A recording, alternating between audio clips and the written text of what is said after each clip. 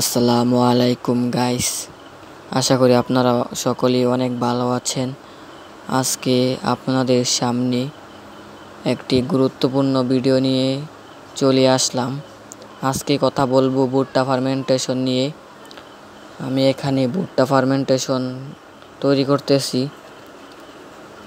ভুট্টা ফার্মেন্টেশন মূলত হচ্ছে মুরগি যথা টাইগার, মিশরীয় ফাউমি, সাদা ফাউমি, ব্রয়লার, কালার বার্ড, সোনালী, সুপার হাইব্রিড ইত্যাদি সকল প্রকারের মুরগিকে খাওয়াতে পারেন।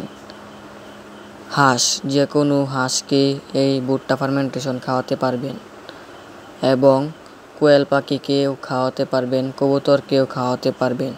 কিন্তু ভুট্টা ফার্মেন্টেশন যে কোনো পশু পাখিকে খাওয়ানোর আগে অনেক গুরুত্বপূর্ণ যে বিষয়গুলো আছে সেগুলো লক্ষ্য করে তারপরে খাওয়াতে হবে। ভুট্টা ফার্মেন্টেশন গরু ছাগলকেও খাওয়ানো যায়, কিন্তু নিয়ম মেনে খাওয়াতে হবে। এখানে ভুট্টা ফার্মেন্টেশন হয়ে গেছে, আর 18 ঘন্টা পর আমি কবুতরকে দিলাম আর কি ভুট্টা ফার্মেন্টেশন। দেখুন কীভাবে খাচ্ছে এরা, অনেক খায় আর কি ভুট্টা ফার্মেন্টেশনটা।